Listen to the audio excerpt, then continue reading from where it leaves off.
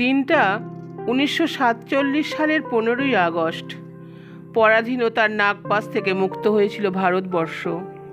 স্বাধীন ভারতের পতাকা উড়েছিল দিল্লির লাল কেল্লায়। বহু দিনের আকাঙ্ক্ষিত একটা স্বপ্ন বাস্তব হয়েছিল। স্বাধীন ভারত ভোলেনি আজও সেই পরাধীন ভারতবর্ষকে। যে শিশুটা পরাধীন ভারতে বেড়ে উঠেছিল তাকে একবার জিজ্ঞাসা করে দেখো তো, স্বাধীন হওয়ার মানে কি? উত্তর পাবে। এখনো সময় আছে। সেই শিশু আজ বৃদ্ধ হয়ে গেলেও তার হুঁশ হারায়নি। তারা দেখেছিল রক্তাক্ত সেই দিন, অন্নহীন, বস্ত্রহীন, গৃহহীন মানুষের কাতর কান্না। বিদেশিদের অত্যাচারে আপামর ভারতবাসীদের আর্তনাদ তারা শুনেছিল। নীলকরদের ভয়াবহ অত্যাচারে সেই কৃষকদের বুক ভাঙা কাতর হাহাকার তারা দেখেছিল।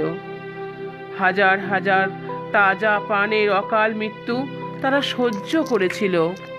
বিদেশিদের অত্যাচার থেকে রেহাই পায়নি 8 থেকে 80 বছর বয়স্ক ভারতবাসী। শান্ত স্নিগ্ধ ফুলের কুঁড়িগুলোর রাজপথ থেকে গলিপথে ঠাঁই হয়েছিল। এখনো তোমরা স্বাধীনতার মানে খোঁজার চেষ্টা করবে? আজ 2025 সালের 15ই আগস্ট। আজ আমরা স্বাধীন দেশের নাগরিক।